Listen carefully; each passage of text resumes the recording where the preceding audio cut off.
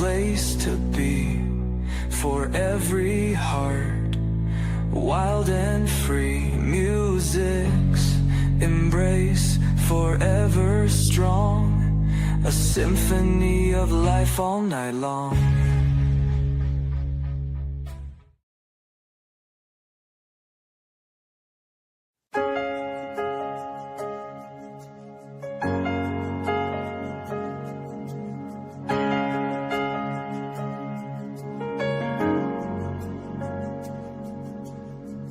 Changing out old guitar strings, a tune-up or an oil change. Hell, damn near anything, I can fix it. An old hand-me-down washing machine, a couple parts and some elbow grease. If it's something that I really need, I can fix it. Here lately I've been trying to figure out how to put a wrench on everything that's broken in this house. I can build an engine from the block up, swing a hammer, lay stone, drive a big truck. I can do a lot of things that most men can't. I can put up walls and I can knock them down, fall a tree and pull the stump from the ground. But when the sawdust settles, what's broken needs more than paint. I'm having trouble shooting doubles, trying to figure out where to start, 'cause I don't know how to fix a broken heart.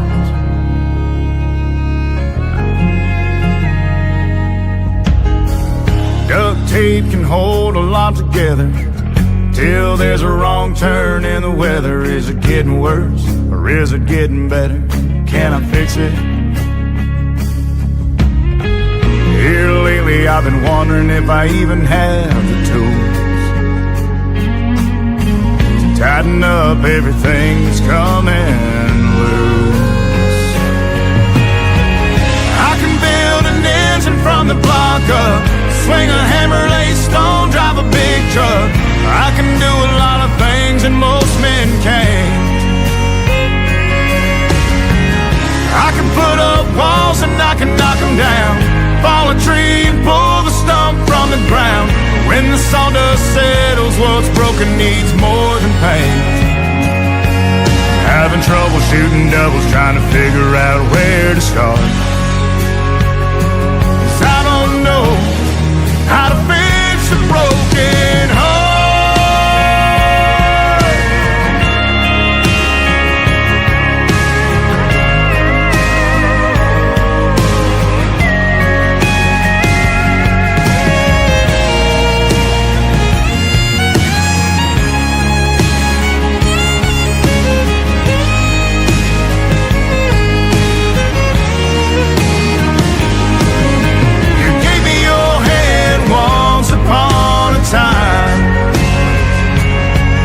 Could you give me a hand and help me make this right?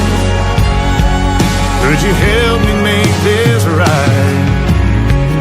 I can build an engine from the block up, swing a hammer, lay stone, drive a big truck. I can do a lot of things that most men can't. I can put up walls and I can knock them down, fall a tree and pull the stump from the ground. But when the sawdust settles, what's broken needs more than pain. I'm having trouble shooting doubles, trying to figure out where to start. I don't have all the answers, but I'm willing to work real hard, and maybe I can learn how to fix a broken heart. How to fix a broken heart.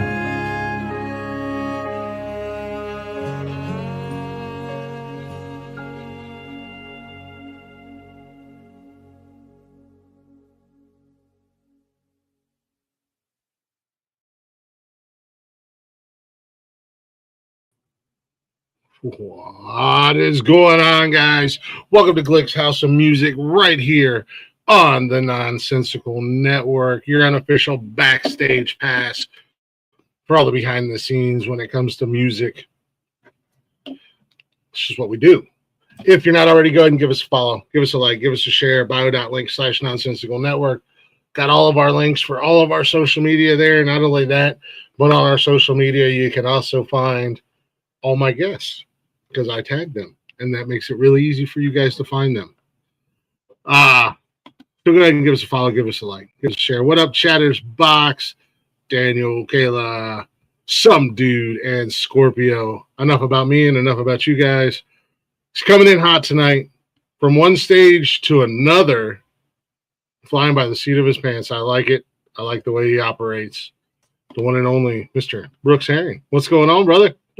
Hey, brother. How we doing? Good, man. I do want to say right off the rip, thanks for coming on here. I know we had you scheduled a while back, but it's you are a busy man, dude. That's just this man's social media, and it'll wear you out. The sentence will keep you busy if you're looking for work. Like, and so yeah. No, I'm glad we were able to reschedule. I was definitely looking forward to hanging out with you and getting to chat with you some. Love your music, dude. I love that song first and foremost. There's a lot of the music that you have that I really like. But it was actually what caught my eye. Scrolling through Instagram, you popped up in the algorithm, and I can't remember the song you were doing. It might have been a cover. Dude, you got a fucking voice on you. I appreciate it. A powerful voice. I call it my D. So of course that I had to go do my homework and listen to some.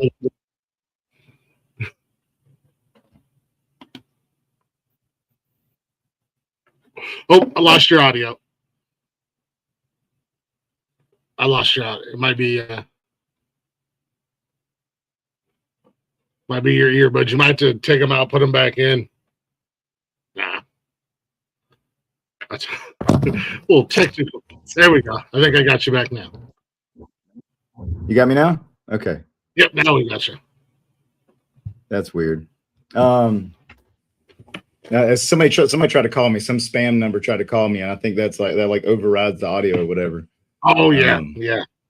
Yeah, but no, I refer to my voice as an old diesel truck. It's powerful. It just takes some warming up, you know. Nice. I like that. I like that. If you don't get that reference, well, you ain't been around a lot of trucks, or you didn't grow up working on a farm. No, dude. How long have you been doing music? It really depends on what you mean by doing music. I've been a musician since I was in 6th grade. I started playing the trumpet in 6th grade. I started playing the drums in 7th grade. I started playing guitar at 14. Started writing songs as soon as I started playing guitar.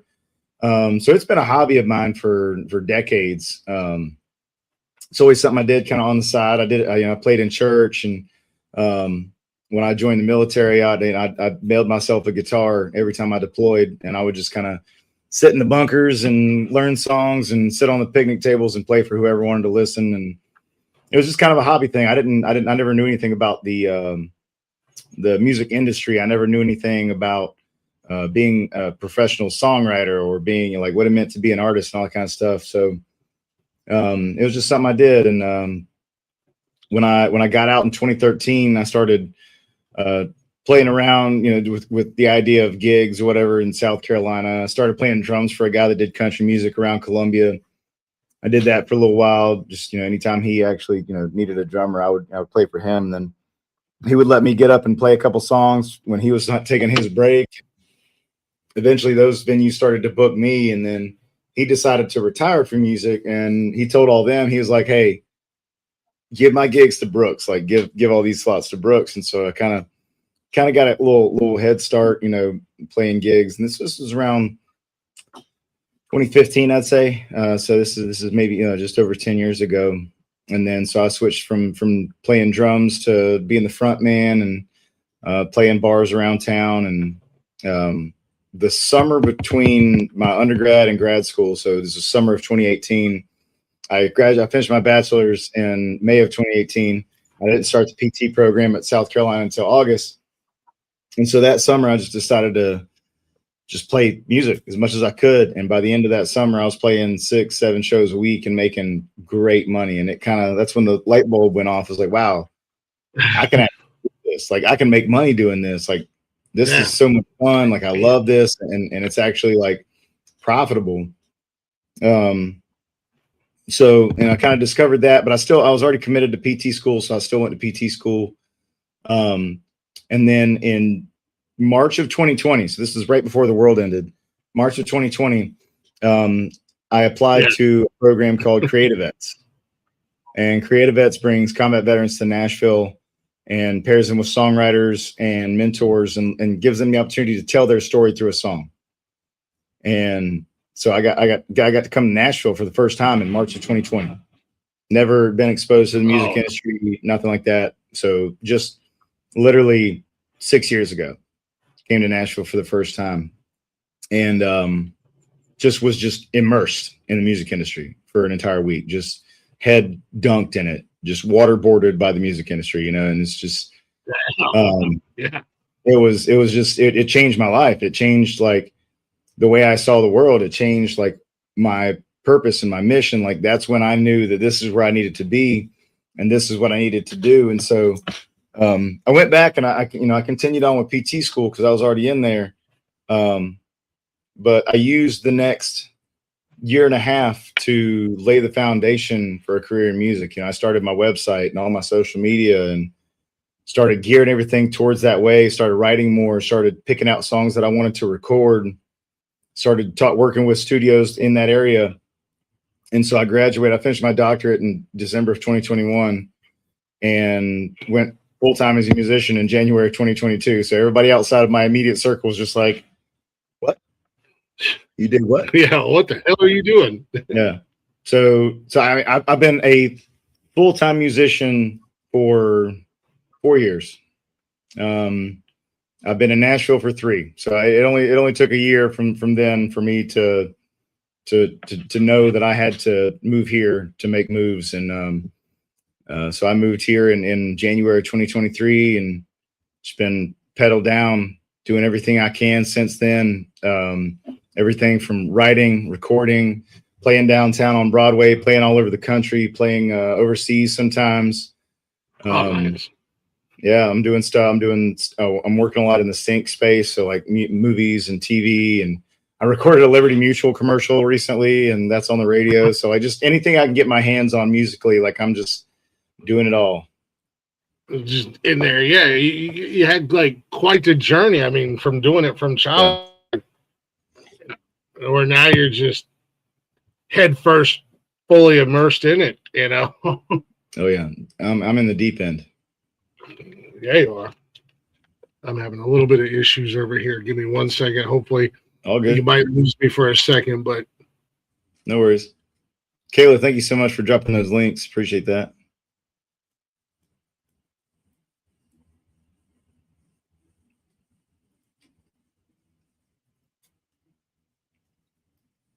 I don't know if y'all can still hear me, but she dropped in there brooksharingmusic.com. That's the best place to find out where I'm going to be. You can shop a whole bunch of really cool merchandise on there, see where I'm going to be playing shows. You can find all my music and all my socials and everything right there on the website. It's all in one shop, everything right there, all that you need.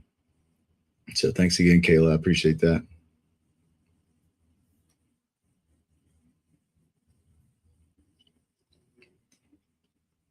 As long as he's frozen, I mean, we can just admire his beard, that custom hat, He's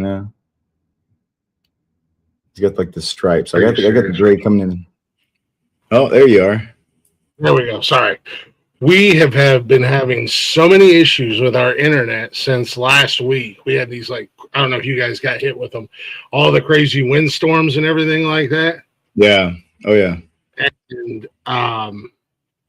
just ever since, my internet has been incredibly wishy-washy. So hopefully, we got really lucky here. We we got a lot of wind, but nothing bad happened.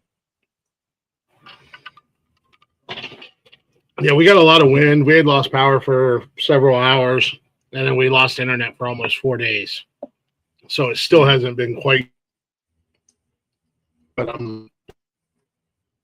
I brought myself to, I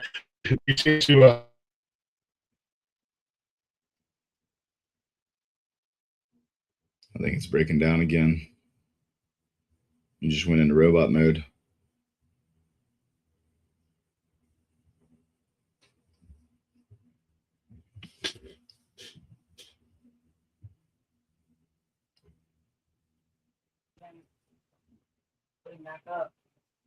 I'm not You worried there? about that.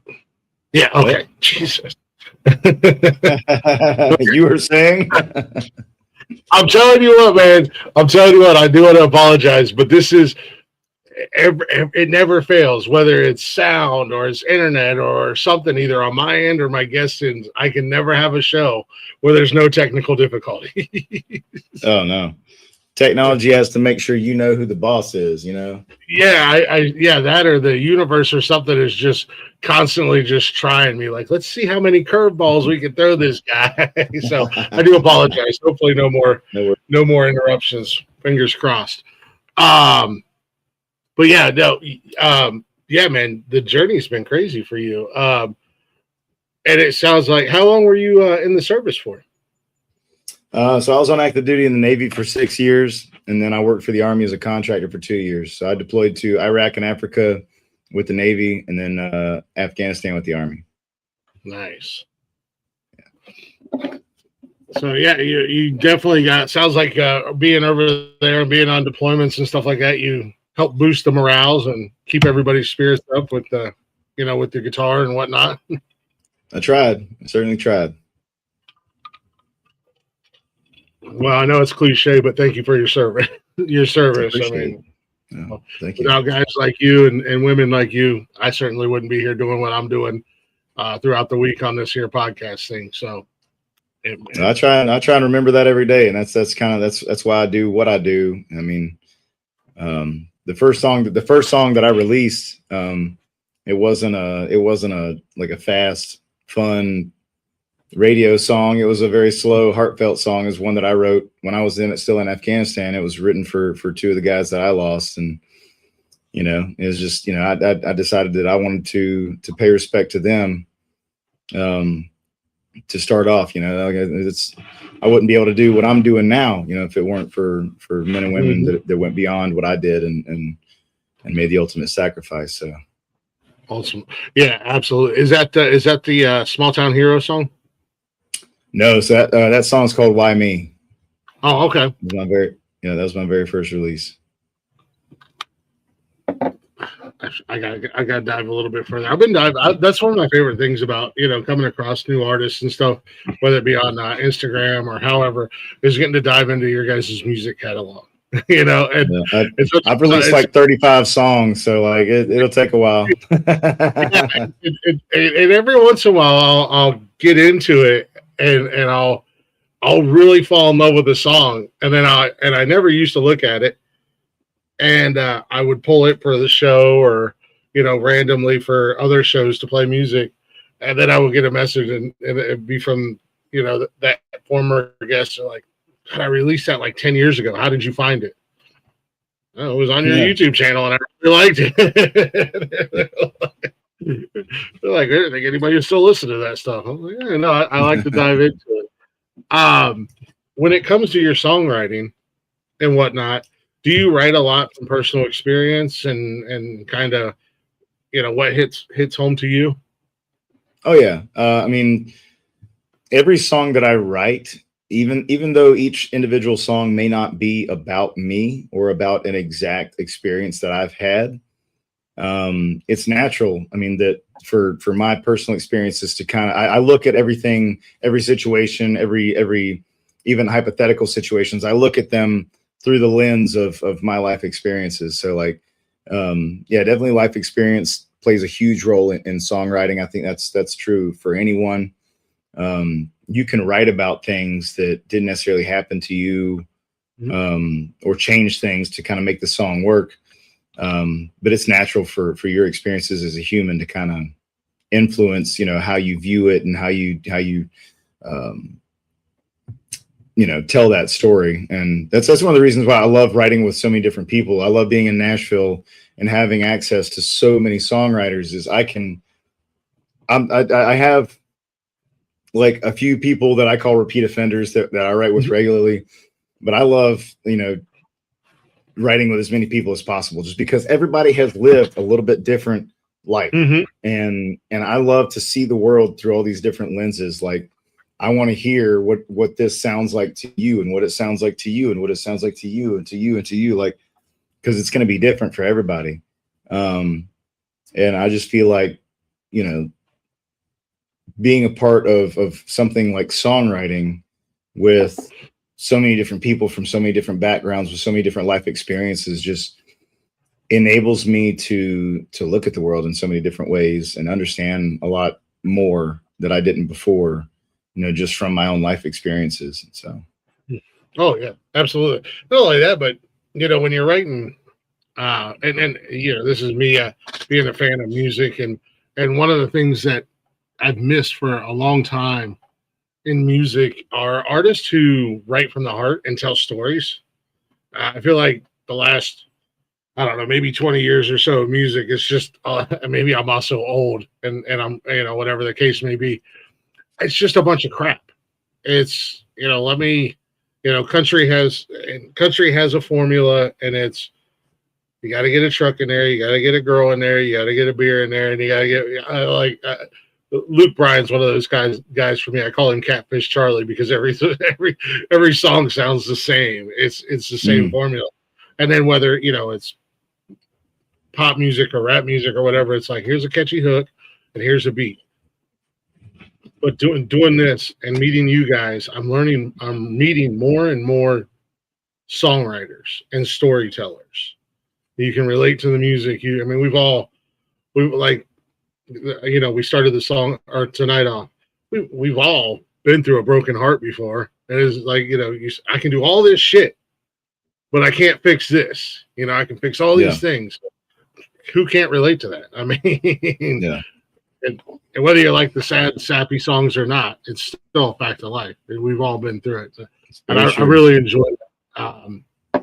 You know, especially, it seems like a lot of you guys come out of Nashville. A lot of you up and coming artists and independent artists are getting back into those roots of writing stories or telling stories with your songs.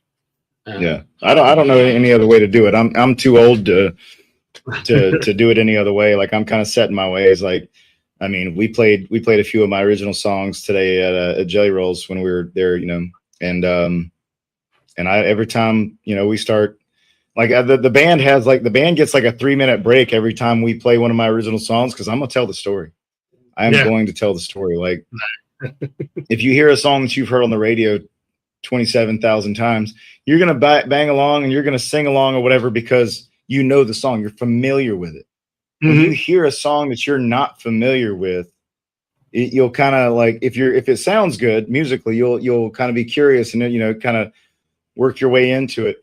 But to have someone preface, like when somebody tells me a story and the story itself is captivating and the story is leading up to a song, whether I've heard that song or not, I'm going to listen very intently because I now know the story. Like, it's just, people ask me all the time, like, what's your favorite place to play?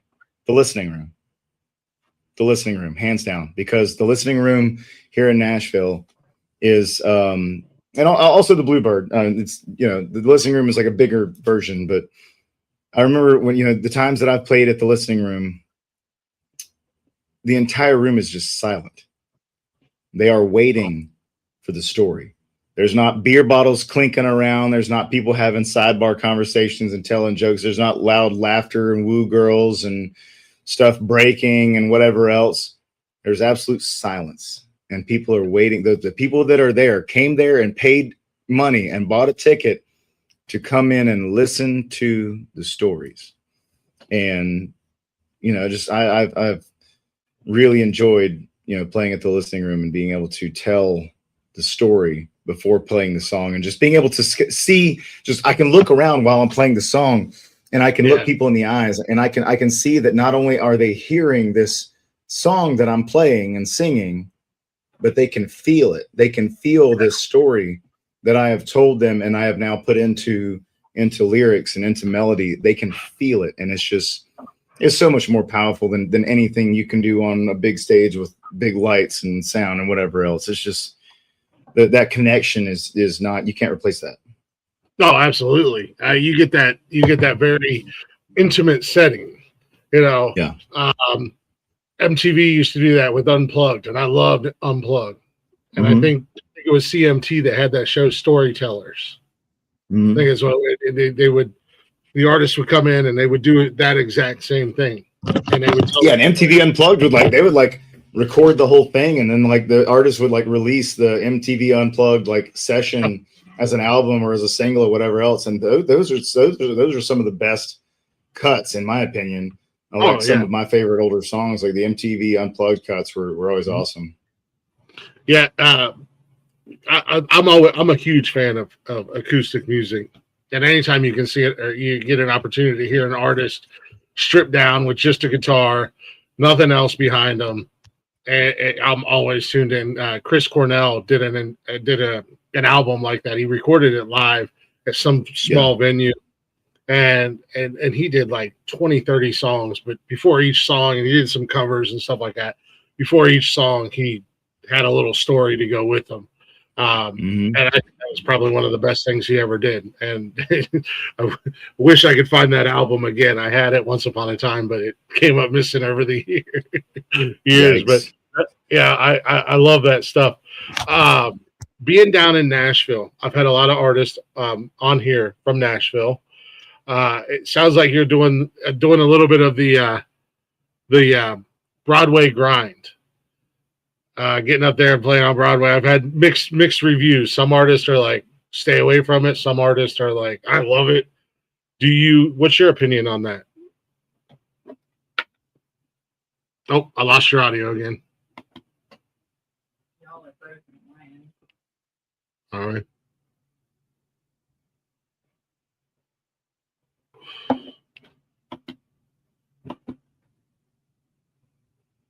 I guess.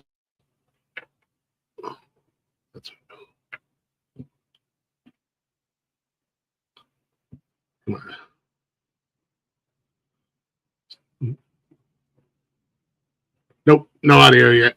We're having all kinds of technical difficulties. This is going to be a good show. Nope.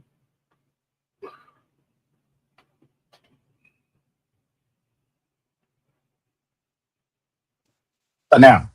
There we go. Now I got you back. Fair. So I was messing with the speaker, the sound settings. I was like, it's not the microphone settings. You can't hit. Yeah, I'm sitting in the studio. I should know these things. Like, whatever. Can you hear me now? Yeah. Maybe this one works.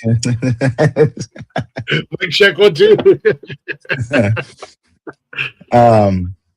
Shit. What were we talking about? The Broadway grind, hitting all the Broadway.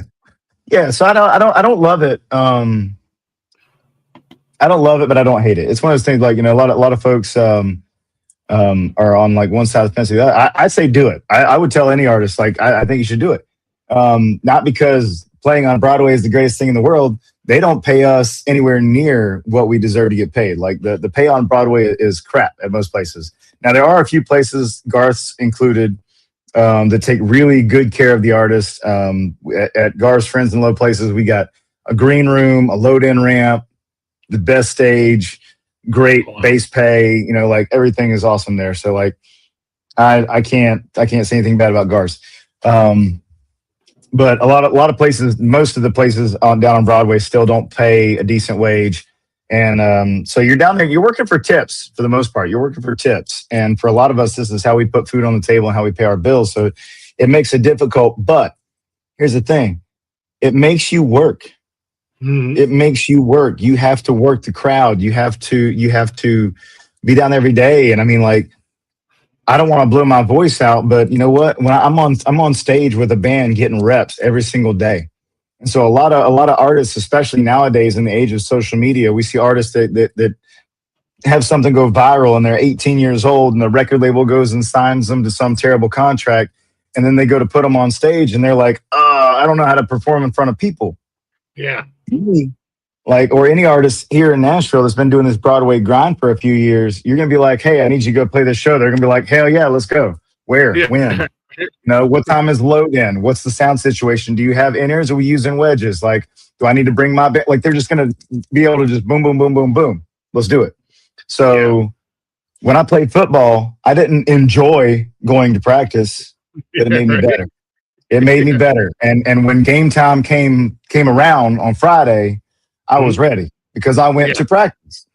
You know, you didn't get a win at practice. You got the win on Friday, but you got to work in practice so that you can get the win on Friday. That's Broadway is practice. I play there through the week and make a little bit of money and get some exposure, meet new people, practice new songs with the band, practice them on people. I mean, take your new song, send a chart to your band, go down to Broadway, try it out on real people. Yeah, right. Exactly. And and then when the weekend comes around, you know, I can take my band and we can travel the world and get paid great money to play big shows because we know what we're doing, because people see us do it all the time. I've had so many people that have seen us downtown on Broadway in Nashville and they're like, hey, you're amazing. I've got an event in Ohio. Would you be willing to come do it? I'm like, yeah, when? Yeah. And let's get it going. You know, let's get a contract drawn up, whatever. So do I love playing on Broadway? No, absolutely not. Do I think that every artist should? Yeah.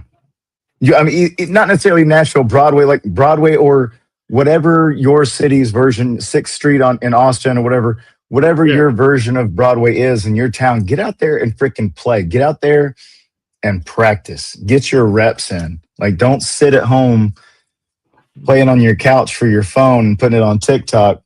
That doesn't compare to a real show. So no, 100%. I you know what? Out of all the artists I've had from Nashville, not a single one of them has ever put Broadway like that. Most of them try to avoid the Broadway grind because they're like, you're doing 4, 5, 6 shows a day. You know, by Wednesday, your voice is completely shot and you can't do anything else. And, you know, there's you also, Broadway teaches you, it humbles you and it teaches you to be smart. I don't do doubles. As a vocalist, like I can play guitar for 8 or 12 hours a day. Sure. I'm not going to sing 8 hours a day.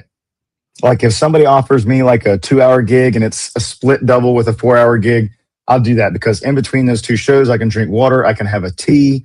I can rest my voice, do whatever I need to do, and then get ready for the next one. Yeah. If you're a singer and you're doing 3 shows a day, you're going to blow yourself out. That's ignorant. Absolutely not. I will not do that. No amount of money on Broadway is worth that because like you're not going to make that much money. And if you need to do 3 shows a day on Broadway to pay your bills, you need to sell the Mercedes-Benz G-Wagon and get a Camry. Okay. Like you're living above your means. Like I play 1 show a day down there and I'm getting by. Like nice. you gotta hustle and all I do is music. That's all I do. I'm not working a day job and then going playing gigs. Like I'm on Broadway. I'm somewhere every single day. I'm on Broadway through the week. I play shows all around the country on the weekends. Sometimes private gigs, sometimes bars, sometimes restaurants, weddings, whatever. I'm doing, like I said, I'm doing sync. I'm doing movies and TV and stuff like that. I'm acting. I'm doing commercials for radio. Like I'm recording and releasing music. Like as an artist, you got to diversify your portfolio. You got to make sure you got streams of income coming in from a lot of different places, so that you don't have to feel like you need to play 3 shows on Broadway to pay your bills. I don't see that being a reality for anyone that isn't living above their means. Like if you're living within your means, you can make enough money playing on Broadway. And you know, if it's not enough, then you need to be focused on booking bigger shows outside. and using Broadway like I do during the week as paid practice. I mean, at some point, the venues on Broadway need to do better. They've got to do better. This is Music City because of the musicians. This is Music City because of the artists that are down on Broadway grinding. Yeah. And people come to this city to see music. And it's sad because like the way I look at Nashville, and this is a running joke for a lot of us here. This is a drinking town with a music problem. Yeah, I've heard that instead before. of the other way around, because people come here to just get hammered drunk, and it's great that there's live music here, but how many of them are actually stopping to appreciate the music and appreciate the songwriters and appreciate the songs and the musicians that are absolutely just crushing it on stage? Like, people don't appreciate that, and the venues certainly don't appreciate that. The venues are charging $9 and $10 for a beer, yeah, and and paying us peanuts, and it's ridiculous, you know. You think, and again, if we start to cross into territory we shouldn't cross into, because I don't want to cost you any gigs or anything like that. You think, you said that they're paying you guys peanuts down there essentially. Is it like a supply and demand thing? Like the venues know there's probably, and I'm just going to throw shit at the wall. I don't know exact numbers or stats or anything. You probably got 200 artists down there, and I'm just throwing shit at the wall, and 50 venues. Obviously, they're like, well, we know we can get an artist in here to do something. Yeah.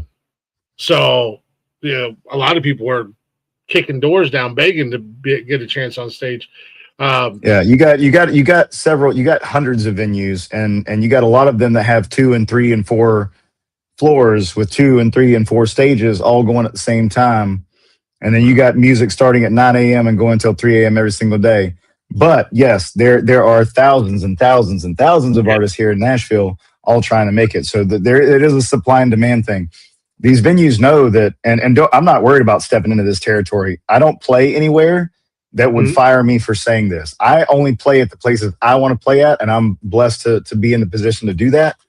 But like the places that have the politics or whatever that would fire me for saying something like this, I don't want to play for those people. I don't want to work for those people. I don't want anything to do with those people. They are the reason that Music City is going downhill. They are the reason that musicians on Broadway and in Nashville, Tennessee feel disrespected. So I don't want anything to do with them.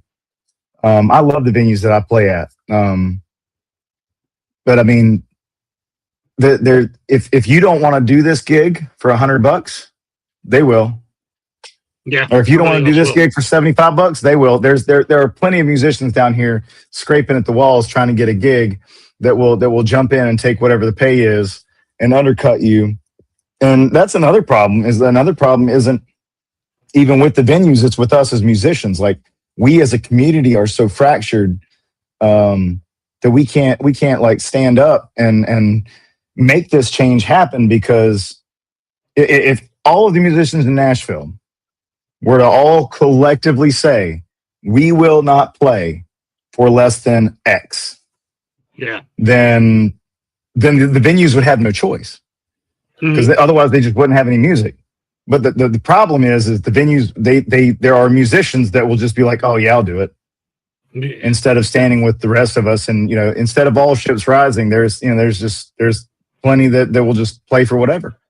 So I mean, there's so many different sides to it. Yeah, there's a lot of moving parts, and I'm not afraid to speak out about it. I've experienced plenty of it. I mean, I have plenty of people who are offering me shows outside of Nashville that are paying me what I'm worth, that see what I'm worth, and I'm very grateful for them. And there are places in Nashville, like I said, Garth's that pay us, what we deserve, and I'm very grateful for them. So change has to come, but yeah, it's like you said though, it's a catch-22. For as many of you guys that would want to come together and take that fight on, there's probably just as many that's like, fuck it, I'm going to get on stage. If you're not going to do it, I'm going to do it. End of the day. Yep. Oh. Yep. It's kind of that rock and a hard place situation, but like you said, you have plenty of other opportunities, and you have plenty of places where you can go play, and that they'll pay you what you're worth, which is amazing, which is great. Traveling, and if you ever do get to Ohio, make sure you let me know. We'll come see you. Yeah, I'll be back in Put in Bay at some point in time this year while it's nice and warm. Nice, yeah. Well, the boss says we're going. Hell yeah. Yeah, my girlfriend / producer in the background here. She said, "You said Put in Bay, we're going." I was playing your song at the beginning of the show. She's like, "Ooh, I like him." Yep. But no, I love getting out. I'm a huge fan of live music. I love live music, and like I'll go to bars and I'll have a couple of drinks, but I'm that complete opposite of the people in Nashville. If I'm going to see a band, I want to go see the band. Yeah, I might have a few drinks, but ultimately I want to go see the artist. I want to hear them perform. I look forward to not, because you go to some of the local. We've got some pretty nice venues in my area for music and stuff. But you go and you're like, yeah, we know we're going to hear the covers, but every once in a while these artists will sneak in some of their originals, and it's like, ooh, okay. I don't even sneak it in. I announce it and talk about it. I'll tell the story with every song. Like that's another thing about the venues where I play. Doc Holliday's, Jelly Rolls, Gar's Friends in Low Places, Redneck Riviera. Like the places that I play have no problem with me playing original music, and that is also like a requirement for me to play somewhere. Like if I'm gonna do a 4-hour gig for you, I'll play cover songs. I'll take requests. Like we'll do the damn thing. Like the keep people at the bar. But we are gonna play some original music. It's gonna happen. It's not negotiable. So that's awesome. That's awesome, and that those venues give you the freedom and whatnot, and respect that, and are like, yeah, dude, do your thing. Yeah. But you say you're kind of a jack of all trades, so that benefits you being a guitar player and drummer and singer. You give yourself all kinds of opportunities down there. I've had a lot. I don't really play drums as much as I used to. I mean, I got a set here in the studio that I use for recording and stuff, but like I don't really do drums down on Broadway because I don't want to carry all that crap. I chose wisely when it comes to lowdown. But I've had a lot of drummers and a lot of like guitar players, bassists, like a lot of different musicians just like ask me. They'll just know right off the bat. Like they'll come up and they're like, "You were a drummer first, weren't you?" And I'm like, "Yeah, just because I'm always keeping tempo. I'm always tapping my foot, and I'm able to do a lot of, I guess, things rhythmically that most acoustic players don't usually do or don't do. I don't know, but I guess it shows that I started on the kit." Do you have a regular band that you play with, or do you just have guys that sit in for you? Both. So in Nashville, I mean, just part of the culture is, musicians are generally freelance. Like, and like, so I have a depth chart. Like my BP1, my number one bass player that I want to have on stage with me all the time, Logan Hatcher. He's a Marine, incredible bass player, great band leader, just all around great dude. Always wants somebody that I want to have on stage with me. He plays for 20, 30 different people. Like he's one of those guys that plays 3 or 4 shows a day and just he loves what he does. I mean, he doesn't have a car. He lives in an apartment downtown. He walks down to Broadway every day. He just walks down there and he's crushing it, but so like, I mean, yeah, he's my first call. And then if he's not available, then I have other bass players, in such and such order or whatever. So like I have my regular guys and girls that I play with, and then from there, if they're unavailable, because they're not going to turn down work. If they get asked to go play some big show in Florida that pays $1,000, they're going to take that, and I would expect them to. Oh yeah, right. Yeah, when you make it big and you've got like label money behind you, then you can afford to get your band members on a retainer and like, okay, like the label's going to pay you X amount per week to make sure you're on this tour, blah, blah, blah. You just got to, say that you'll be there. But until then, for those of us that are grinding it out on Broadway, you gotta find players. But again, back to the Broadway thing. Is it fun? No. But having to find players and mitigate other schedules and make sure everyone gets paid and make sure I've got all the positions filled for every single gig, no matter who's on tour with who and who's where, it makes you a better band leader. It makes you understand the logistics of playing and touring and everything else. And when it comes time for you to play that big show, you're not going to be scrambling to figure out who plays bass and how do I know if they're good. Mm-hmm. I have a freaking list. I've got 10 different people that I can text right now, and I know they can crush any gig that I book. So, again, going back to the Broadway thing, is it fun? No. Does it benefit you? Yes. Exactly. And that networking, like you said, you wouldn't have that luxury of having a depth chart, so to say, of bass players, guitar players, drummers, whatever, if you weren't down there grinding out and you weren't down there networking and busting your ass and doing the Broadway grind. So, that, and then at the end of the day, if opportunity presents itself and I'll say when you blow up, it's like, all right, these are the guys I want to take on the road with me, without a shadow. And that's that right there. Here we go on another little side tangent. That's a whole nother can of worms. Like, these are the people I want to take on the road with me. Mm-hmm. Playing a gig downtown with somebody. Okay, we meet up at the show, at the venue. We do our sound check. We play for 4 hours and then bye-bye. I'm going home. You're going home, whatever. That is very different than spending every waking hour with someone. We eat every meal together. We're staying on the tour bus together. Like, if you snore, I'm going to hear it. If I fart, you're going to hear it. Like, that's a whole different level.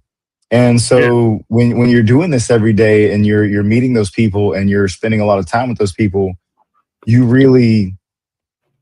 don't just find like the people that you think are the best players. You also find the players that you think are the best people. Mm-hmm. Like I was saying, my bass player, Logan Hatcher, like that's my boy. That's my friend. Mm-hmm. I would go fight the devil with a plastic fork for him. Like, oh, yeah. And so I know that Logan and I could be on a tour for however many weeks on a bus and be fine. Nick Shearer, my lead guitar player, we were literally on tour in Florida on a tour bus for 5 days straight, like sleeping right next to each other. I know we could.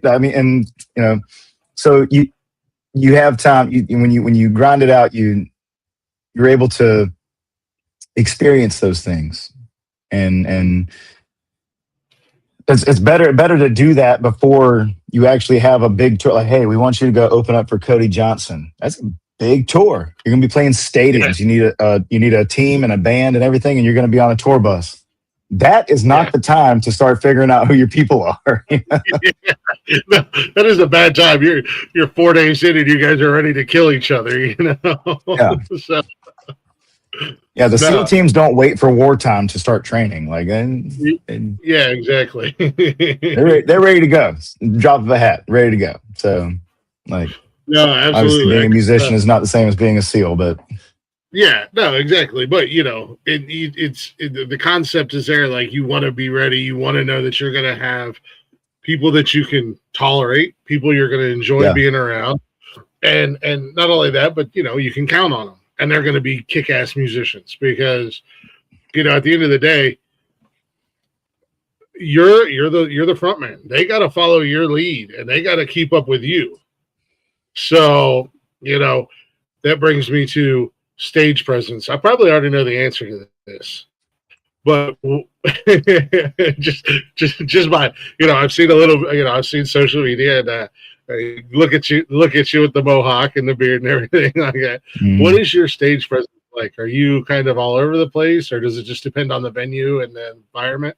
Yeah, it really depends on the venue, depends on the crowd, depends on a lot of things. Like, like an acoustic, like my stage presence in the listening room is going to be very stoic, very serious, very controlled. You know, I'm going to be sitting on a stool and I'm going to be telling stories and I'm going to be really focused on making sure the message is heard.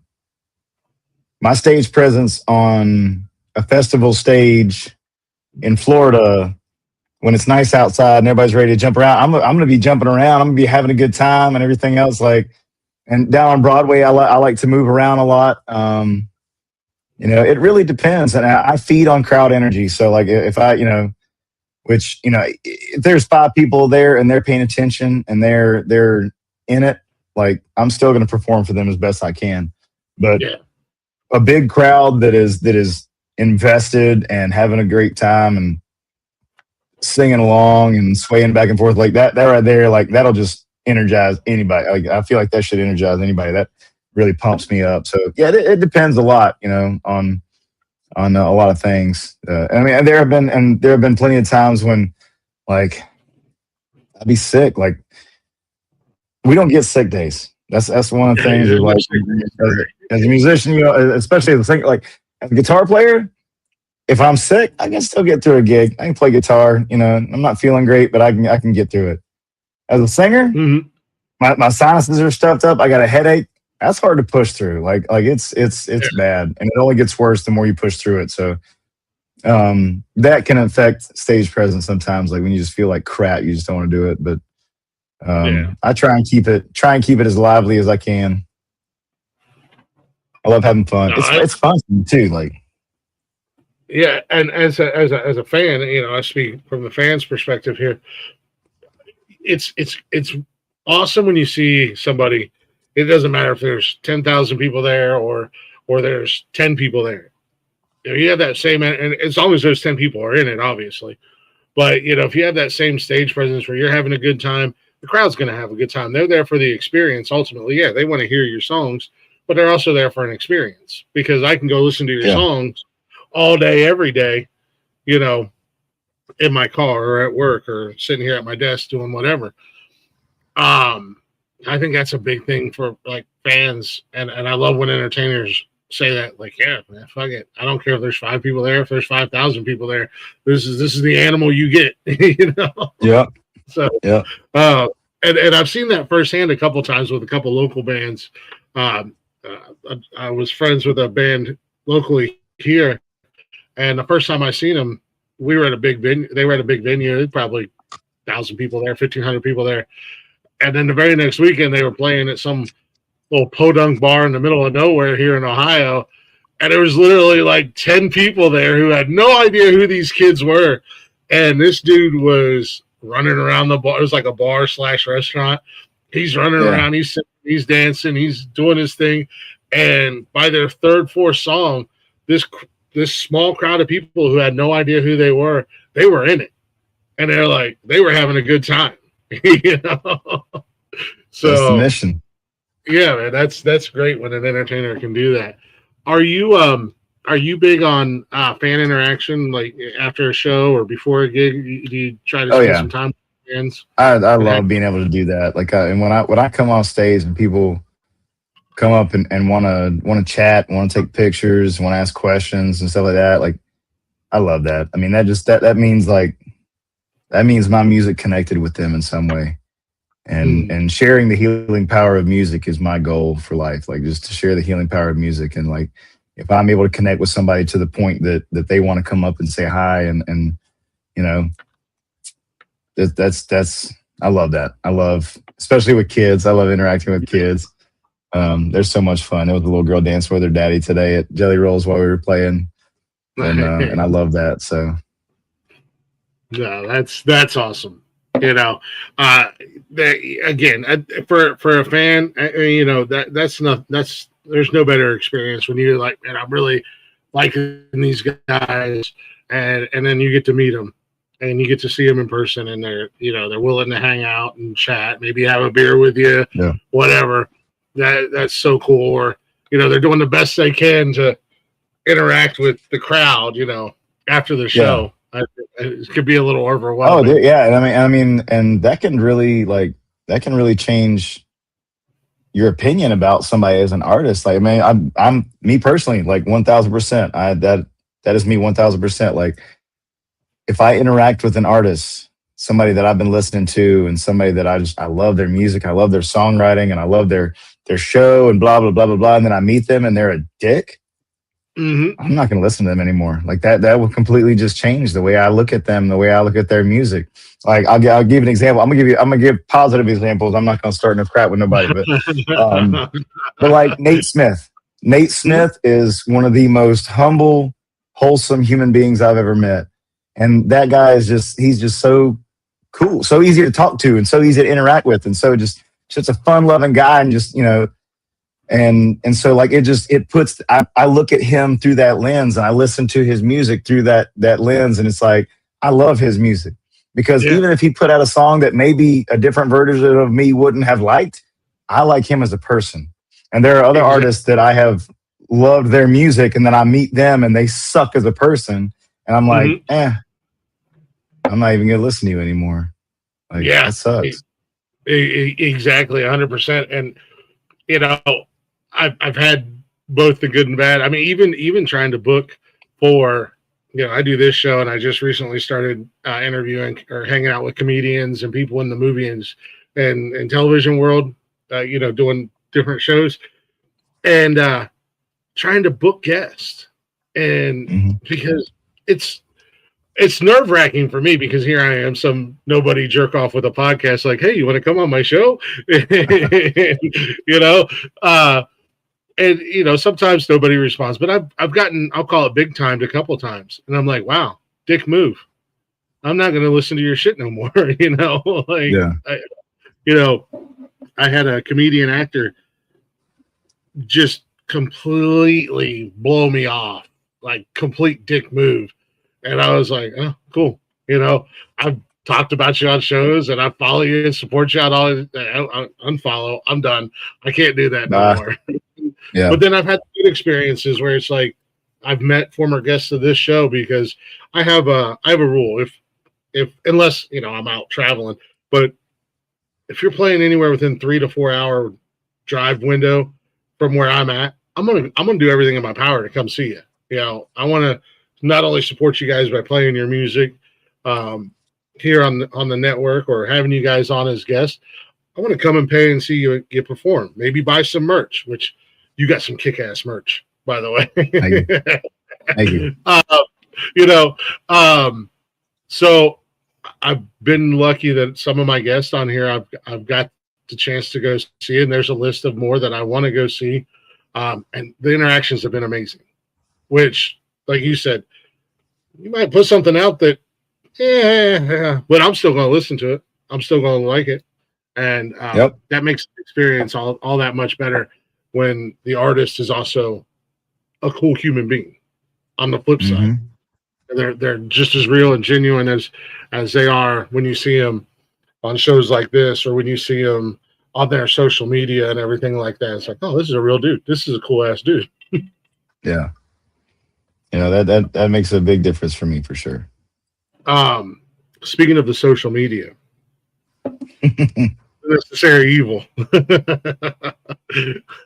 How do you approach social media? Man, I grew up in the backwoods of Conway, South Carolina. I spent my childhood running around in the woods barefoot with my brother, shooting at each other with BB guns and hunting squirrels, and picking tobacco leaves from the field next door and trying to roll our own cigarettes and not get caught. Like, riding down, we would ride 10 miles down to Sam Cluis's store to get a hot dog and a Mountain Dew on our bikes, and then ride back. And our parents, like, they knew we were out riding bikes, and we'd be back when the sun came down, or like before the sun came down. Like, that's what I grew up. That's how I grew up. I didn't have a cell phone until I was in high school, and I started high school in 99. I didn't have a cell phone until then, and I had a cell phone because I had a job, and I bought my minutes at the Walmart, and I'd scratch off the little thing, and you had to like type it in and get your minutes so you could text. I had to be careful how many times I texted my girlfriend because I didn't want to run out of minutes not being able to text my parents, you know. But Yeah, yeah. and that was a Nokia 4310 or whatever it was, and the only game that it had was Snake, and it wasn't even a color screen. So Yeah. I didn't grow up. I didn't grow up with social media. I started my MySpace account when I was in Iraq in 2006 because I wanted to keep up with I wouldn't be able to message my family and my girlfriend at the time. And then people just started to add you, and then MySpace was a thing, and then Facebook came along, and that was the thing. I hate what it has done to our world. I hate what it has done to the music industry. I hate what it has done to people's perception of reality. You got little boys and little girls that judge themselves and their worth based on what they see on social media. Little, young girls and women. I mean, adult women, all the same, and men, everybody really. This is a pandemic, if you will. You post something on Instagram, and you only get like 2 likes, and then you see that somebody else posted something and they get 2,000 likes, and in your head you're like, why am I not good? Why are they good and I'm not good? Like, what am I not doing that they're doing? Do I need to do what they do? Do I need to be like them? And there's this false sense of validation in the number of likes and followers and whatever else that you get, and there's this false sense of invalidation from not getting the followers and the likes and whatever else. I think it's stupid. I use it. But the only thing that I can say that I like about social media is it gives you a platform. If you so choose to use it in a positive way, it gives you a platform to spread a message to a lot of people in a very short period of time. And I think that is a great thing. I just think it's been used very poorly. It's been, I don't think that kids, especially at young ages when they're still developing, I don't think kids should be on it and should have anything to do with it because it just skews their perception of reality. And it's disgusting. It's one of those things that in this industry, it is a necessary evil. It's a way that we promote music. It's a way that we spread our message. It's the way that we get seen. And it is can be a way that we can get paid and make money. But I hate what it does to people. I hate what it does to artists. I hate what it does to relationships. It's I don't know. You can paint a lot of pictures on social media and make people believe a lot of things that aren't true. And no, and I couldn't agree. Yeah, I couldn't agree with you more. And I've said that a million times. As an entertainer, and I'll lump myself in there as well. It's a necessary evil. Yeah. And we actually had a conversation about it a couple of weeks back. Because somebody on one of my panels asked, what do you think's wrong with the world today? And I said, social media, the fucking internet. I said, it gives people who shouldn't have platforms.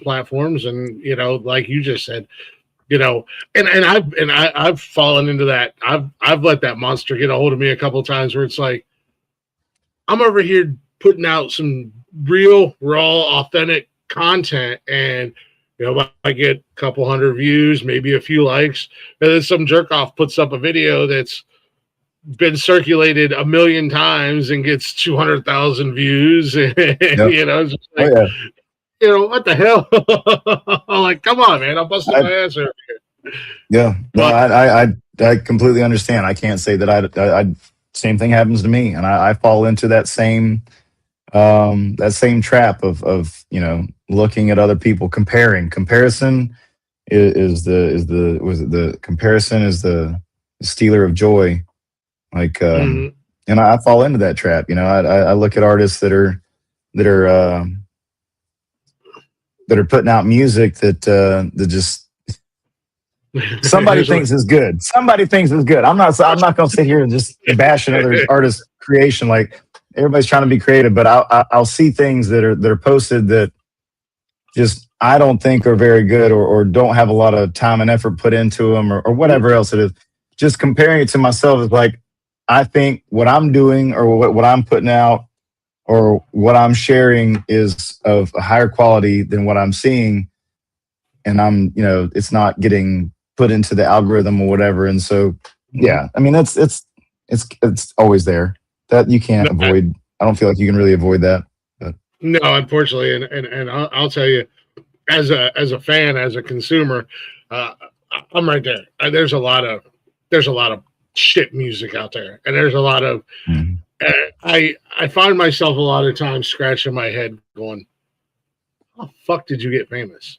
You've got to be like one of, do a little social media search, and it's like you got to be one of the laziest goddamn people out there, and you're blowing up everywhere, and then you got people that are putting. They had a viral video. Yeah. Viral video. And honestly, I mean, it's a problem. It's not just a problem with social media. It's a problem within our society. It's a problem within the world, and the whole world is like, that's what people want to see. You can't be mad at the general public for them preferring this video to yours. That's what they want to see. Yeah. Like you would rather see two monkeys fighting over a toy truck in a parking lot than to see me pouring my heart out in a song. That's just what people want to see. People have short attention spans and they scroll through the phone. Like I don't scroll. If I'm scrolling and if you see me just randomly like one of your posts or something, I'm scrolling on Instagram, I'm taking a poop. That's what it is. That's why I'm on. That's the only time I'm on there. I don't sit around and just scroll my phone. Like I have no desire to do that, but people do that. Lots of people do that, and they just want to see something short and funny and catchy. They just want boom, dopamine, boom, dopamine, dopamine, dopamine. And that's I use our Instagram and as a tool to find guests. And thank God algorithms, they're based off of what you like, who you follow, and everything like that. So yeah, I'm the same way. YouTube is my favorite place to go. Because I have my rabbit holes that I fall into and whatnot, but it's very rare. I'm with you. It's very rare that I'm just aimlessly scrolling social media. If I'm on my phone, I'm probably playing a game, and if I'm pooping, I'm on YouTube. I get yelled at because if I'm on my phone, I'm probably booking a show, or I'm writing a song, or I'm texting people for playing a show or something like. I'm on this thing a lot more than I want to be, but it's business. Yeah, and I find myself doing that more and more. Yeah, if I'm on Instagram or Facebook, I'm booking guests. I'm trying to book guests. I'm booking guests for 3 shows, potentially 5 shows. If we start dabbling into booking, my son and I do a wrestling show, and then I do a sports show as well. And we've dabbled and talked about the idea of booking wrestlers or people in athletes and whatnot. So it's just like, I use it as a tool more than anything, or just to mindlessly play stupid games because I have anxious and I need to calm down. So I'm fidgeting and I might as well play this stupid game and relax. But shit, I was going to ask you this. Oh, speaking of the not so much social media, but as a musician and a songwriter and stuff like that, this new concept, this new idea, not really new, but it's all of a sudden catching fire and everybody's doing it. Freaking AI. And I know I'm guilty of it. I use AI to do my intros, but most of the lyrics I've written, and I'm no songwriter by no means, so my intros are kind of dumb and goofy, but it gives me time to share on social media.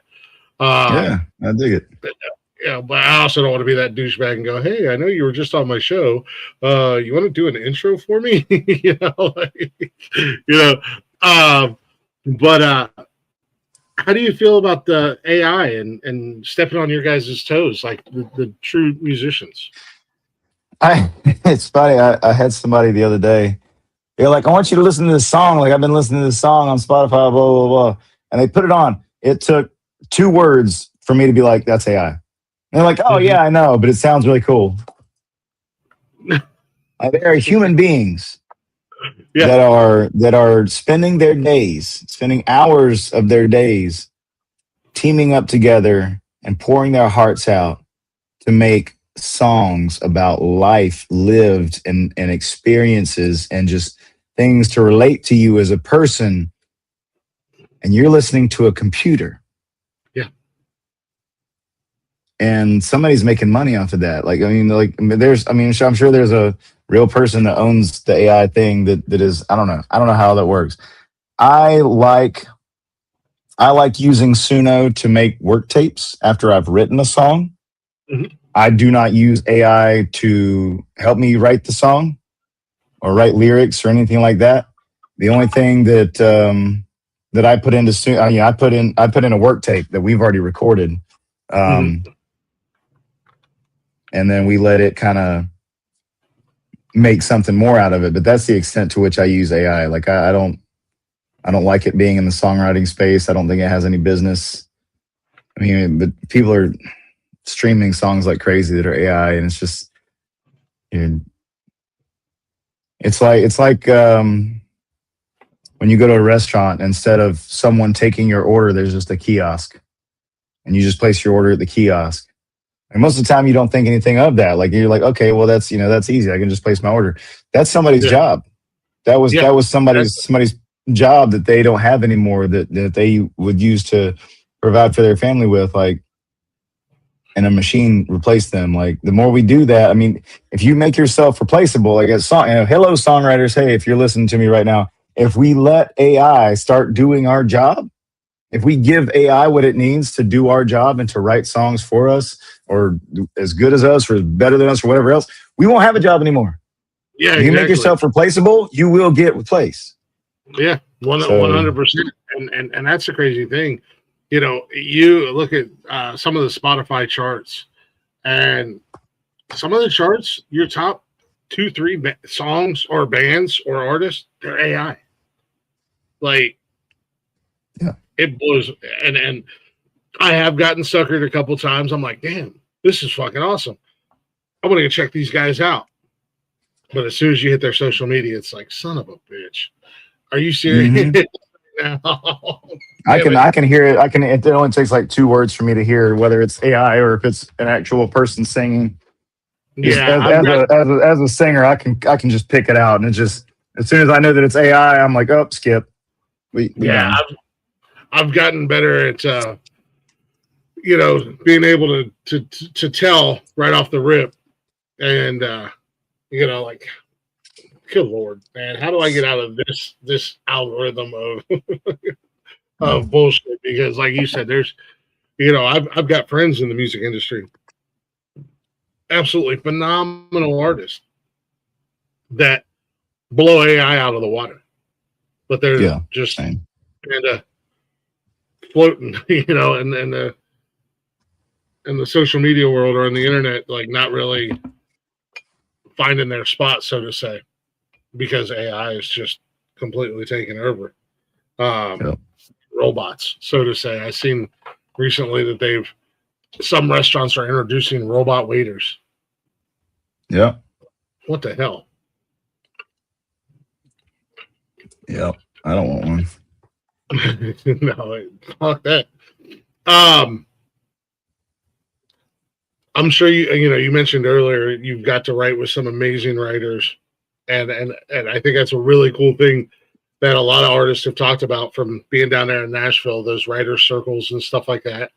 Do you have anybody on your list, your bucket list, that you haven't had a chance to write with, that you would really love to get the opportunity to sit down and? I mean, I would love to pick Ashley Gorley's brain. Ashley Gorley is the best songwriter that ever graced the face of this earth. You can fight me. Yeah, a lot of folks, like when you think about like songwriting, and there's an argument to be made that like some of the greatest songwriters are from previous generations. Just with what they had to work with and what they were able to do. Yes, and I mean Tim Nichols. I would love to write with Tim Nichols. I got to meet him down in Georgia. He's just a great dude, and love his music and love to write with him. But like Ashley Gorley's got like 80 something number ones. Oh wow. He's mastered it. Like there's, like who you think is the best songwriter of history may be skewed by who your favorite artist is or whatever else. And he's written so many freaking country hits by so many different artists. He's written like all of Morgan Wallen's hits. Like he like figured out what the code was. He broke the code, and he can just put together a hit, put together a hit, put together a hit. So I would love to pick his brain. I would love to write with Tim Nichols. I would have loved to have had the chance to write with Toby Keith, my favorite country artist of all time, Toby Keith, and he's gone too soon. But absolutely, yeah, I've had the opportunity to meet some really awesome writers, and I mean they're all incredible in their own right, and just like I said, so many different life experiences. Mm-hmm. Yeah, I think that's what I say is, like you said, being able to pull so much from other people and learn, how to write. But no, shout out to Toby Keith.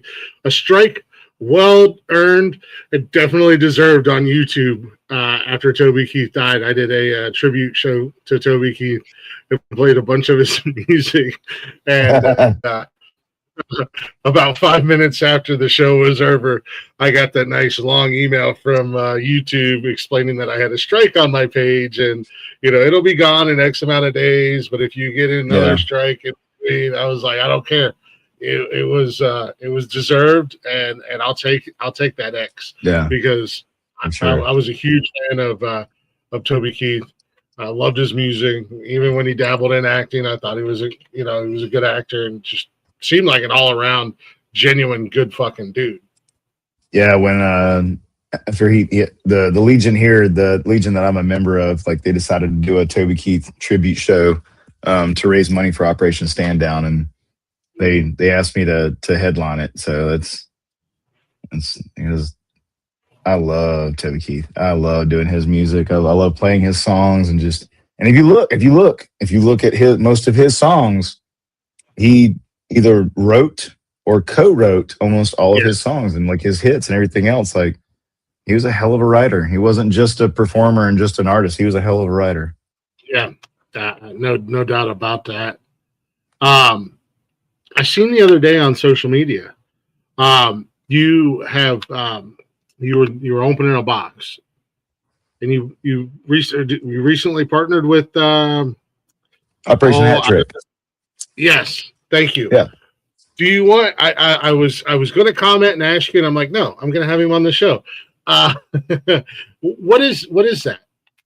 So, Operation Hat Trick uses co-branded merchandise. Through the sale of co-branded merchandise, they raise money to provide funding for recovery programs for veterans and for service members. So it's very unique because I mean a lot of veterans organizations that provide services to veterans or to service members, they have to raise money. They have to go around, they have to ask people, hey, can you donate? Can you donate? Can you donate? Can you give us money so that we can do this thing? And they're all very worthy causes, and I donate to a lot of them and donate my time because those are my brothers and sisters. But what OHT does is very unique in that they sell co-branded merchandise. You're going to buy a Michigan hat anyway because you love Michigan. I'm going to buy a South Carolina hat anyway because I love South Carolina. But when I buy this South Carolina OHT hat, part of the proceeds go to OHT, and then OHT uses that money to help service members and veterans. So it's instead of asking for you to give money, they're just asking you to buy something that you were going to buy anyway that has their brand on it. Oh, hell yeah. That's awesome. Yeah. Do they have a website or anything like? Is that like? Do you go to? Oh yeah. Oh, you can get. I mean, I'm pretty sure it's just Operation Hat Trick. Hold on, where I messed it up.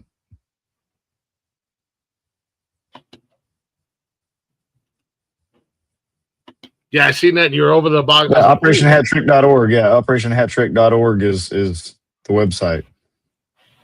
And they got all kind of cool stuff, man. I mean, like I said, the mission, support the recovery of wounded service members and veterans by funding essential care through the sale of co-branded merchandise. Every purchase helps fill some critical gaps in care. Like that's the mission. It's operationhattrick.org. And I'm going to have some OHT Brooks Herring merch that's going to be added to the website soon. We're partnering with them in Coliseum. Coliseum does a ton of merchandise with OHT. We're going to be putting some OHT merchandise on the Brooks Herring website. But I mean, you can get university swag, like your university team or whatever. You can get professional sports and all kind of different stuff. There's all kind of OHT swag out there that you can get. You can find a lot of that through their website, and this is really cool stuff. And every time that you buy something, again, something that's really cool that you would buy anyway, you're helping fund essential care for veterans and service members. So, yeah, that's awesome for anybody, watching, listening. We all want to, sometimes, we wish we could do more for our vets, and as we should. But like you just said, you're already buying the shit anyways. Yeah. Why not? Go through Operation Hat Trick and get your, whatever your team is, or if they may, because you got a couple pretty cool hats in that box. I was like, oh, I like that. I was just wearing one yesterday. I was wearing one of them, the one with the scrambled eggs. I was wearing that one all day yesterday. Yeah. I like that blanket, but I feel like I'd have to order a house full of blankets. That blanket. Dude, that blanket, I'm going to tell you right now, that blanket is so comfortable. So comfortable. I opened up the blanket and I just held it to my face. I was like, oh no, it got me. Yeah, I seen that and I was like, ooh, that would be nice to have. But I feel like there would be a war in this house if there was only one. Yeah. But yeah, Operation Hat Trick, man, I can show you partnerships with Anchor and Bean, Coliseum, Fanatics. Oh, hit a button. Frost Buddy, Indigo Falls, Zephyr Hats, Boston Pro Shop, Amazon, Logo Brands, Northwest, 47 Hats, Retro Brand, Lids, Rally House, Kohl's, Shields, Academy, Stadium Spot. The list goes on and on and on. I mean, there's so many different partnerships that they have. There's some big names in that partnership, right? I mean, Fanatics. Sig Sauer is in there. Oh, nice. Get your pew pews. Who doesn't like a new pew pew every now and then? Oh yeah, gotta have it. Gotta have one in every room. You know what? I couldn't agree. Nice. We currently have on 3 the wall behind. There you go. Yeah. We talking about are you going to bed, bud? Yeah. Night. Love you. Night. I'll see you. Yeah, always on dad duty. No, we were just talking about that. We're like, when we get back from vacation, there's 2 things we need to focus on. Tattoos, because I want to get my arms finished, and my girlfriend wants a couple new pew pews, and I'm like, well, if you get new ones, I get a new one. So I got one for each of you. Yeah, exactly. We are definitely not shy about that in this household, and everybody here in this house knows where they are and how to use them and everything else. So as it should be.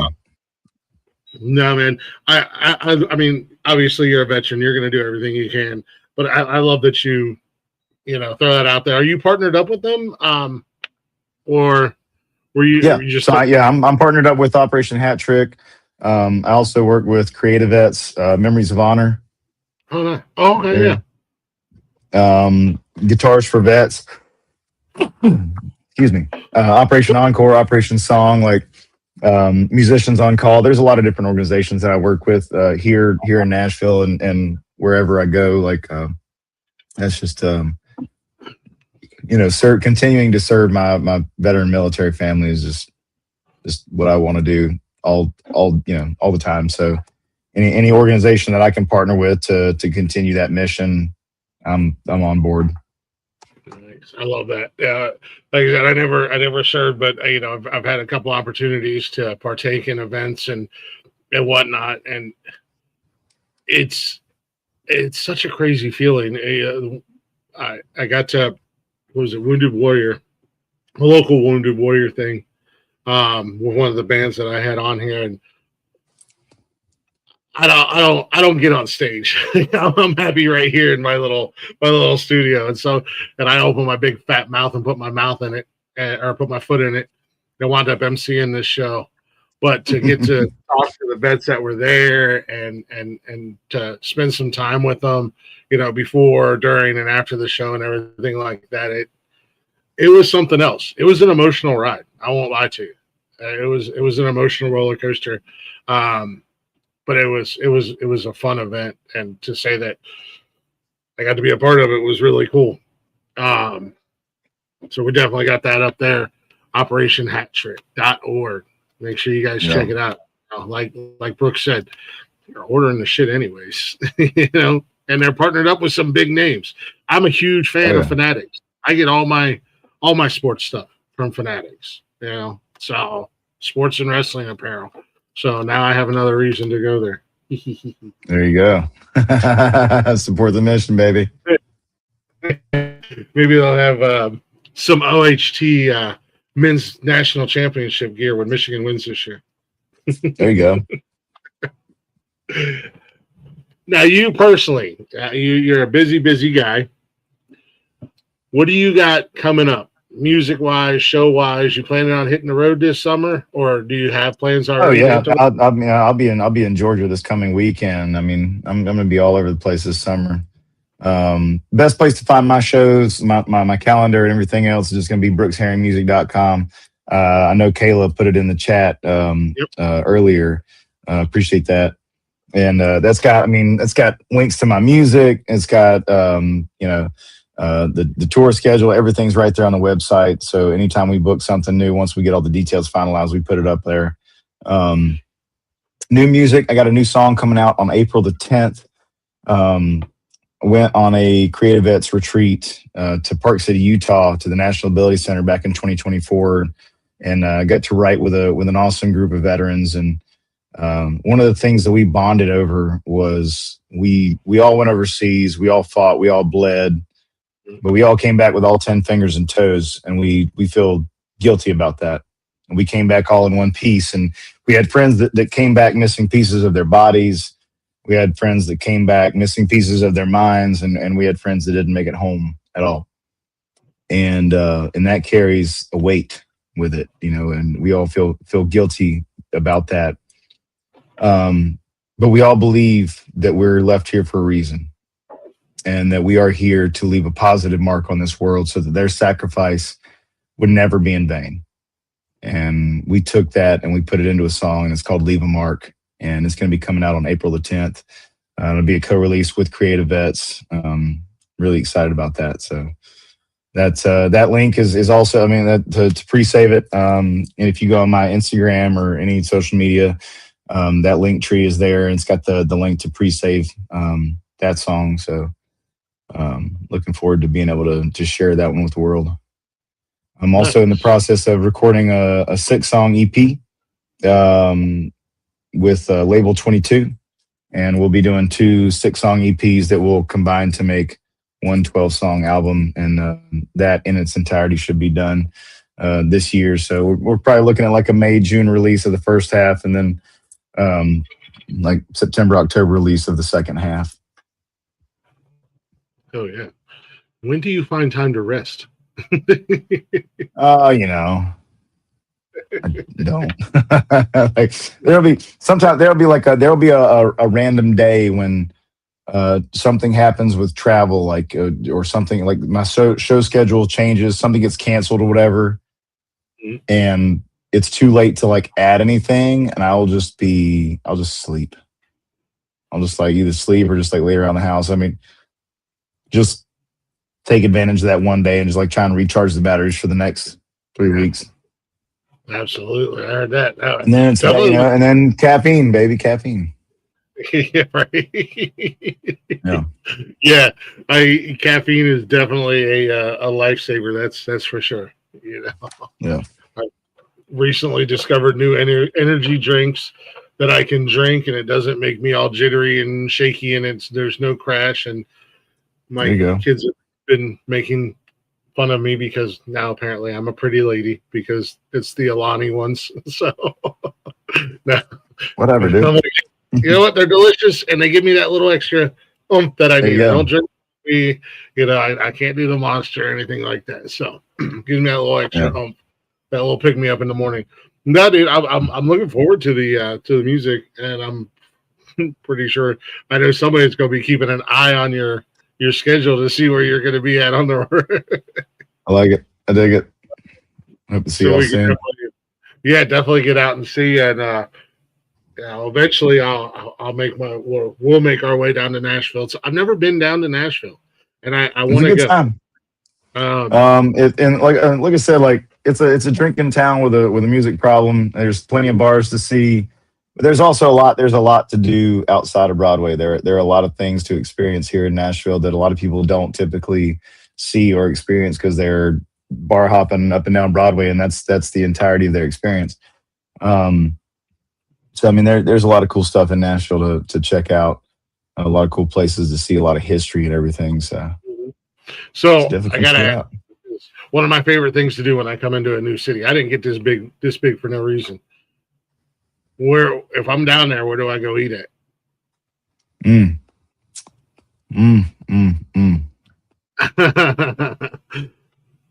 I love so the local food. If you're gonna be downtown, okay, you got Villa Castrioti, which is 3rd and Commerce.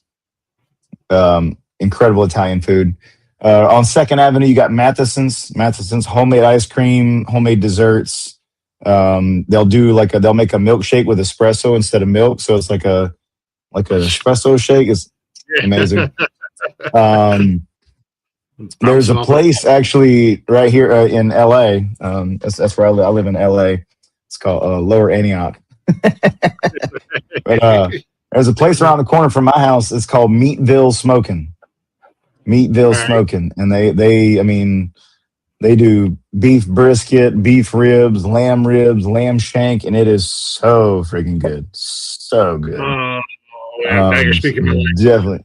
Yeah, I'm a connoisseur of smoked meats. So like I love going there. Love doing that. Brown's Diner over by Belmont. That's another little hidden gem. I love that. Breakfast burrito over there. Smashing. Amazing. Yeah, I mean, I'm saying like I could spend, if I had just time to like sit and think, I could like go through my memories of food, different food. I'm the same way. I'm a food guy. I love to eat. Like, I work out as much as I can to try and stay fit. And I was like, I'm a singer. I don't work out to be a bodybuilder. I don't plan on competing in a bodybuilding competition. I work out like I do so that I can eat like I do. I love to eat, man. I'm telling you. That's my favorite thing to do when I got new places. Like we're going down to Florida next week, and I've already got at least one seafood place that I'm like, I know we got plans, but I want to go here. Hey, if you get close to the ocean, you got to have some seafood. Oh yeah. And I was never a seafood guy. And like I told you before, I lived in Charleston for 10 years. And when I moved down there, I'm like, oh, seafood, whatever. And I worked for Orkin down there. I was the bug guy. And I took care of downtown Charleston and the islands. Well, I learned real quick taking care of the restaurants and stuff. You can't live down there and not appreciate seafood. Now I'm back home in Ohio. I won't even touch seafood. I'm so damn spoiled. I'm so damn spoiled from living in Charleston. Yeah. No, like here in Nashville, no disrespect to any of the seafood places, but no, I'm not going to eat seafood in a landlocked state. No, exactly. No, you go get seafood and you knew it was caught that morning or that afternoon, and nothing beats it. Nothing beats it. I'm sorry. Just being a South Carolina guy, and I know you said you love some smoked meats and stuff. How does it compare to? Because I'll tell you what, man. South Carolina turned me on to something else with that barbecue game down there. Well, so I'm gonna tell you this now. So I'm tainted. So my family has been cooking barbecue for generations. When I came back from Afghanistan in 2013, I opened a barbecue restaurant with my dad. And my dad cooks the best brisket and pork barbecue in the world, and nobody can convince me otherwise. I've eaten, I've eaten a lot of barbecue and brisket and ribs and everything in my life. He's got it. Like it's a gift, and he's got it. Like, I mean, I smoked a butt in the smoker last night. I took it out this morning and pulled it. It's delicious, but it still ain't dad's. Like, I mean, like my dad's just got a gift, you know. Is the restaurant still open? No. He's retired, and I'm doing music, but he still, I mean, he still cooks. Like, he still cooks for other people and does like big orders and stuff like that. And I mean, that man has never cooked a bad meal. I'll tell you that right now. Ohio's got pretty good barbecue, and I've eaten barbecue at a few other places. When I moved to South Carolina, that was the first thing I did. Hit me up a barbecue joint, and man, I don't know what they do down there. I don't know what they do. I got the recipes in a little black book, but I can't tell you. You know, I don't know what they do to it down there, but they're doing it right. And man, I'll tell you what, I that was a good chunk of my meals were barbecue or seafood when I lived down there. Yeah. And then I come back to it. And I mean, like I said, the barbecue is good here in Ohio. Don't get me wrong. But yeah, man, it's something different down there. I can't wait till I get back down to South Carolina. Got 6 years. I got 6 years on my sentence here in Ohio, and with good behavior, I might get out of here a little early. We'll see. Well, dude, I got like 2 minutes before I'm gonna have to jump off of here. Otherwise, I might be sleeping on the couch tonight. But no, you're good, Bob. I was actually gonna get ready and wrap this up. Before I let you go, man, I always ask my guests this, and it might be a little cheesy and it might be a little corny, but I don't care. I like it. Any words of wisdom to anybody out there, and then also some advice for maybe people who want to get into the music world, the music industry, and play music. Yeah, specifically for the music industry, one of the things that the advice that I like to give is go all in or don't go at all. Like the people that make it and really make it for the long haul and like have the longevity to not just make it but to sustain it and to do it as a career and be great are the ones that are willing to put their heart and soul in it. Not just dip your foot in the water but dive in. The ones that are willing to grind every single day and not ask, like, there's a big difference. There's an attitude shift and there's a momentum shift between looking at, okay, I'm not making enough money to how do I make more money? Like, I'm not making enough as a musician to do the things that I want, so I should get another job. Or if it were me looking at it, I'm gonna say I'm not making enough money as a musician to do the things that I want, so I need to elevate my game as a musician to make more money. Or I need to cut out some of those things that I want that I don't need until I get to the next level. Go all in. If you have what it takes, if you genuinely believe that you have what it takes, and that's another thing. Don't get like I don't know how to really put that. Don't give yourself false hope. If you think you can sing, but everybody around you says, it's not that good. Don't pump yourself up and let your ego get in the way of your success, because you may be meant for something else, and you may be meant for greatness in something else, and it's not necessarily singing. But if people around you are like, man, you got this gift, like you should do something with it. You should really attack that. And it's something that you want to do. You got to put your heart and soul in it. You got to jump in. You got to go all in. Just give 100% of what you have, and you got to take risks. You got to, there will be days when you question whether or not it's worth it. And the people that are really successful are the ones that can push through that and keep their eyes on the prize. Consistency over intensity. Attitude and effort, the only two things you can control every single day are attitude and effort. You know, things are going to happen to you every single day, no matter what. Like, as long as you are alive, things will happen to you. You get to decide how you react to those things. Mm-hmm. Nobody else does. You may not get to control everything in the world that happens to you or happens around you or happens to people that you love or are around you, but you get to decide how you react to those things. So attitude and effort, two things you control every single day. So I'd say that's the most universal advice I can give. Oh yeah, man. I can dig it. I like it. All right, brother. I appreciate you coming on here, man. I had a great time talking to you. I'm looking forward to watching your success. Continue to watch you grow. Enjoying, the music that you've put out so far, and looking forward to more music. And absolutely wish you nothing but the best, man. And anything we can do. Thank you so much, brother. I appreciate you. Anything we can do. Don't be a stranger. Send stuff like, hey, man, this new song's out. We'll throw it up on our socials, obviously. As long as you're okay with it, we're going to continue to play your music across the network as well. Please do. Absolutely. Yeah, no, I mean, that's, I want to reach as many people as I can. So every time you play it, it's appreciated. Mm-hmm. Absolutely. And you're welcome back anytime, man. I'll tell you that now. The door's open. Anytime you want to come back, you got something you want to promote, you got some new stuff going on. I love bringing guests back, man, because a lot of times we already know each other a little bit, and it's not nearly as awkward or kind of like, we just jump right in and hang out, shoot your shit, promote what we got to promote. We'll have to do a live show when I make it back up there to Ohio. That is on my list to do.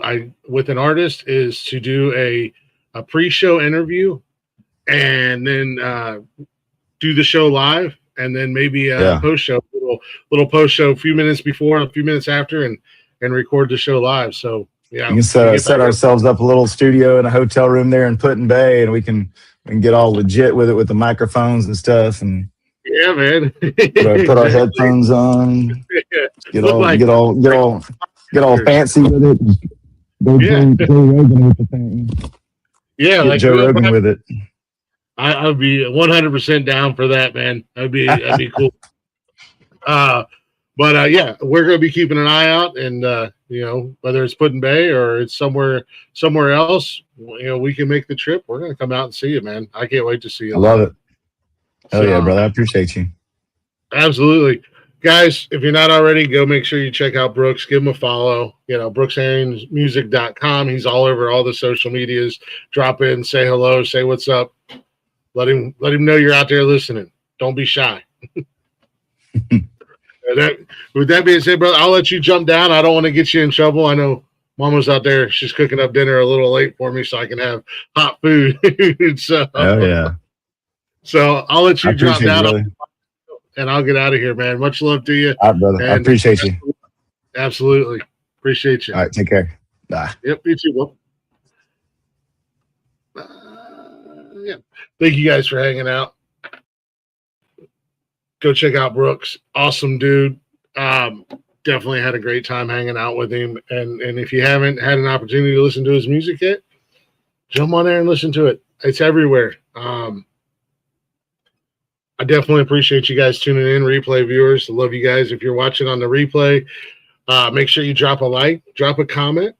It'll help us out in the algorithms, and it's free. If you like what we're doing around here, that's the best way to support us. Like, share, comment. Let us know if you like what we're doing. I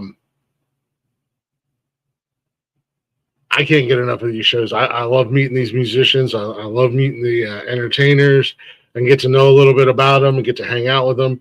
We get to see a little bit of a different side of them, when they come up on here. I try to keep it light, try to keep it as loose as possible. So with that being said, I'll be back tomorrow night on what is tomorrow, Wednesday, Glick's Comedy Lounge. I have, oh my goodness, there it is. I have, comedian Chad Smith coming in to hang out with me. This Comedy Lounge has been crazy so far. I love hanging out with these comedians because they're loose cannons. So you definitely want to be there tomorrow night. Thursday, Wally, you're in the chit chat. What are you doing Thursday? Or are you doing? You're not doing anything Thursday, right? I don't know. I can't remember. Well, while waiting on Wally to get back with me with your schedule, because I think you're on vacation next week too. So I am out all next week. There's no shows for me Monday, Tuesday, or Wednesday. This Saturday, I believe, special guest host Rock Lee will be taking over Saturday night and taking the reins. So y'all tune in. I know y'all love Rocky. He's great, and he's gonna be filling in, I think, this Saturday and potentially next Saturday as well. He'll be filling in and hosting. And maybe Rocky will have some news for you guys Saturday. So, like I said, after tomorrow night, I'm out of here. I'm out for a week.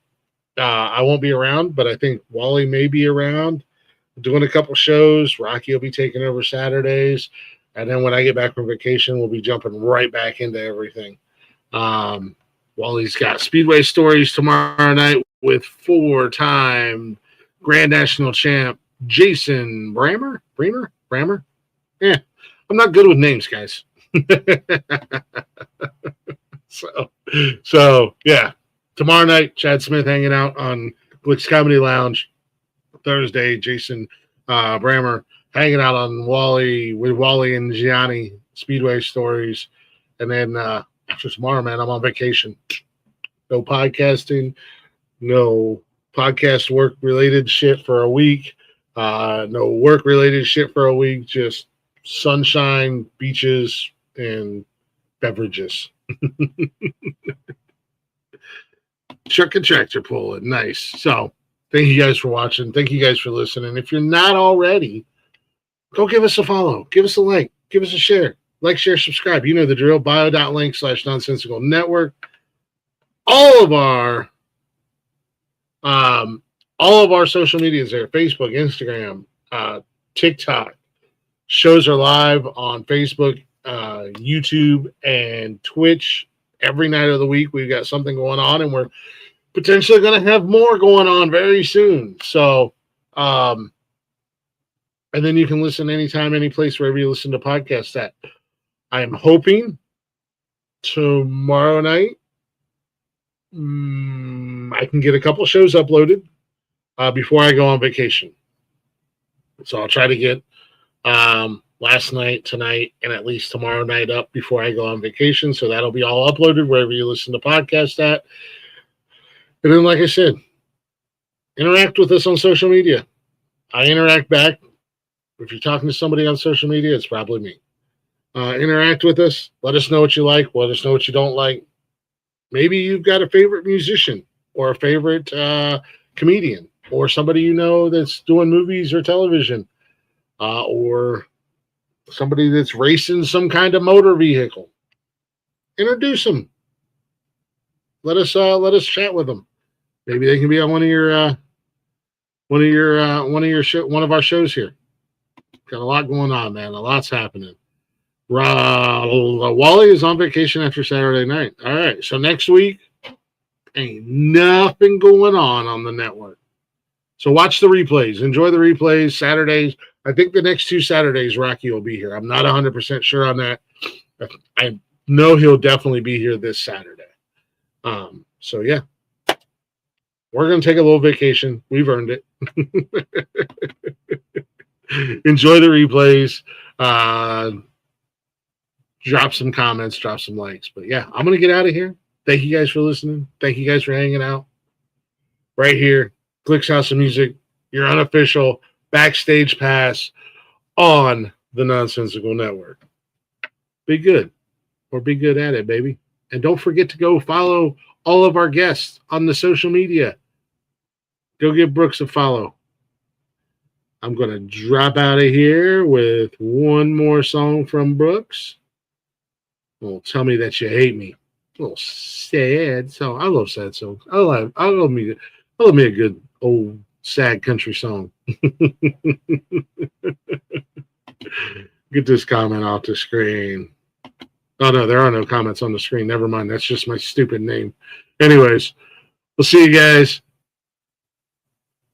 in a couple weeks. Well, no, I'll see you guys tomorrow night. Be good. We'll be good at it, baby. You know the drill. Like, share, subscribe.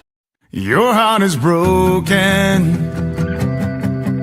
Take mine in its place. You know I was hoping some things might just change. We both know what you really want to say, but we both know it has to be this way. Can't you see my hands are tied? So even if it's a lie, and tell me that you hate me, make us easy to forget, 'cause your bending's gonna break me. We ain't been good at goodbye just yet. This is the part where I get down on my knees and beg you to stay away from me.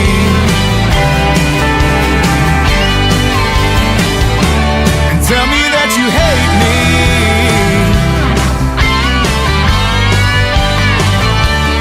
Maybe in another world, in another life, we could just be us. Maybe when I open my eyes, I can see your smile and won't have to miss your touch. We both want what we both can't have. We're giving in to dreams we won't give back. Put your hand in mine one last time, and even if it's still a lie, tell me that you hate me.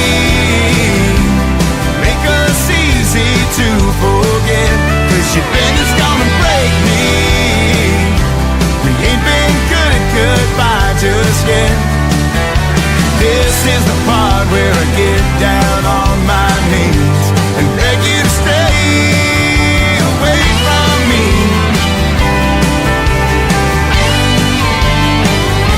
And tell me that you hate me.